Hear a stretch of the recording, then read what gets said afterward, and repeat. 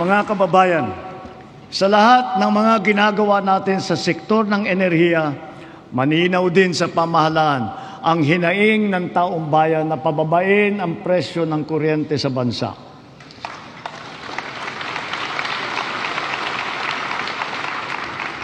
Unang-una, upang maging simple, madali at abot kaya ang pagpapakabit ng solar panel at battery storage system sa kanilang mga bahay, hinihiling ko ang tulong ng Kongreso na maipasa na ang Sariling Kuryente Act.